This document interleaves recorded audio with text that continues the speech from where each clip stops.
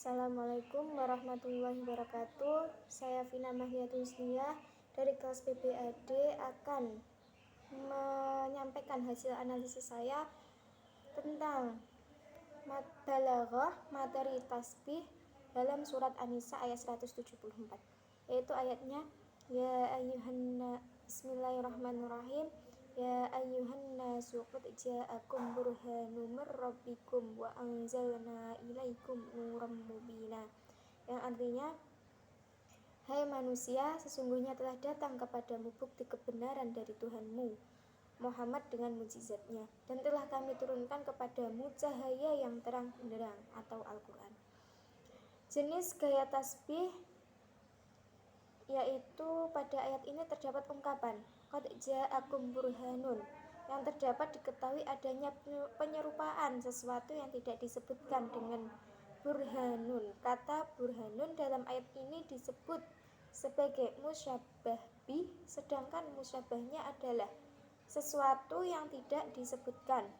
Dari sini dapat diidentifikasi bahwa penggalan ayat ini termasuk dalam kategori isti'arah tasrifiyah. Pada ungkapan lain dalam ayat ini juga disebutkan wa anzalna ilaikum nuram mubina. Dari kata nuram mubina dapat diketahui adanya penyerupaan sesuatu yang tidak disebutkan dengan nuron, sehingga terdapat diidentifikasi ungkapan ini sebagai isti'arah tasrifiyah. Yang kedua adalah alasan kewacanaan penggunaan tasbih. Ayat ini menyerukan kepada semua manusia di dunia dan menyatakan bahwa telah datang kepada mereka berbagai keterangan dari Tuhan, dikuatkan oleh dalil dan alasan yang nyata dan benar yang dibawa oleh seorang nabi dan rasulnya yang tidak pandai membaca. Yang kedua adalah hasil analisis materi majas dalam Al-Quran juz 6 surat An-Nisa ayat 154. Bismillahirrahmanirrahim. Wa rafa'na fawqahum at-tura bimislihim wa qulna lahum udkhulul baba sujjadan wa qulna lahum la ta'du fis sabti wa akhadna minhum mitsaqan ghalid. Dan telah kami angkat ke atas kepala mereka ke bukit Tursina untuk menerima perjanjian yang telah kami ambil dari mereka. Dan kami perintahkan kepada mereka, masuklah pintu gerbang itu sambil bersujud. Dan kami diperintahkan pula kepada mereka, janganlah kamu melanggar peraturan mengenai hari Sabtu. Dan kami telah mengambil dari mereka perjanjian yang kokoh. Yang pertama adalah jenis gaya bahasa tasbih. Dari ayat ini setidaknya terdapat dua penyerupaan pertama, yaitu wa qulna lahum udkhulul baba sujada. Dari penggalan ayat ini, lafaz sujada diartikan tidak sekedar bersujud, tapi bertobat, sehingga dapat diidentifikasi dalam penggalan ayat tersebut terdapat majas ghairu musyabbahah dan alaqahnya juz'iyat. Yang kedua, wa akhadna minhum mitsaqan ghalidan. Dari ungkapan tersebut, lafaz mitsaqan ghalidan dapat menjadi musyabbih dari musyabbih yang tidak dicantumkan dari ungkapan tersebut, sehingga dapat dikategorikan dalam isti'arah ma'iyah. Yang kedua, alasan kewacanaan penggunaan tasbih. Ayat ini mengungkapkan keburukan perbuatan orang-orang Yahudi, yaitu ketika mereka telah mengingkari perjanjian dengan Allah agar patuh mengamalkan kitab Taurat, maka Allah mengangkat gunung Sinai ke atas mereka sehingga kelihatan awan hitam yang akan menimpa diri mereka. Semula mereka tidak menerima perjanjian itu sepenuh hati. Kemudian Allah memerintahkan pula kepada mereka untuk memasuki Baitul Maqdis sambil menundukkan kepala dan merendahkan diri sebagai rasa syukur akan nikmat pemberian Allah serta memohon ampunan atas segala kesalahan yang mereka lakukan dari masa lampau. Yang ketiga, analisis materi kinayah dalam Al-Quran juz 6 surat Al-Ma'idah ayat 11. Bismillahirrahmanirrahim.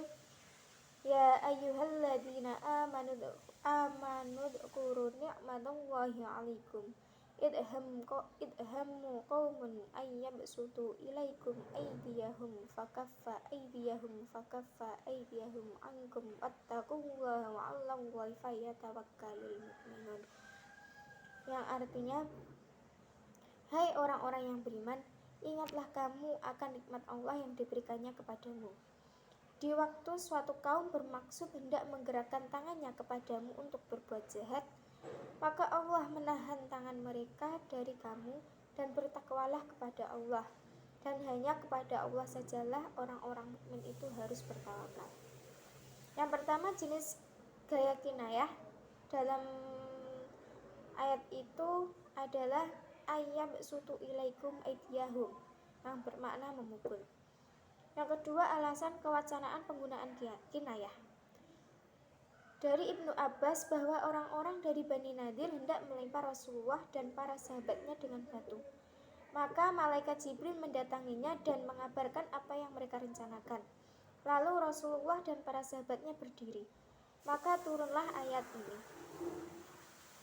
Pendapat yang lain mengatakan sebab turunnya ayat ini adalah sebagaimana yang diriwayatkan oleh Jabir bin Abdullah bahwa Rasulullah beristirahat di sebuah tempat dan para sahabatnya berpencar di bawah-bawah pohon untuk berteduh. Lalu Rasulullah menggantungkan pedangnya di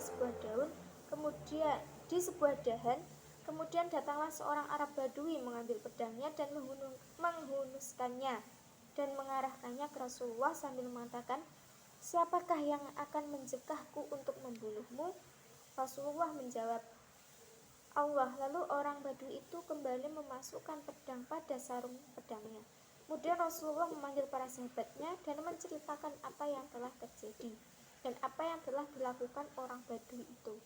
Sedangkan orang Badui itu duduk di sampingnya tanpa dihukum oleh Rasulullah. Yang ketiga, aspek estetika dari ayat tersebut. Ayat ini sekali lagi mengingatkan orang-orang beriman agar mensyukuri anugerah keselamatan dari gangguan musuh.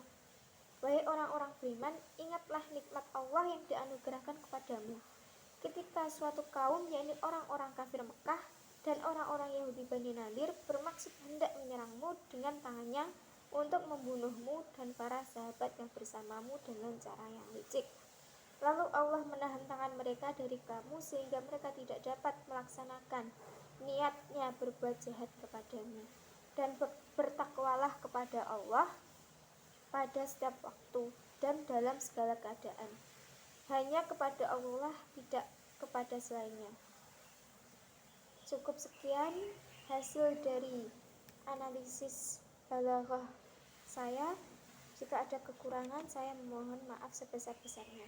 Wallahu muwaffiq ila aqwamit thoriq. Wassalamualaikum warahmatullahi wabarakatuh.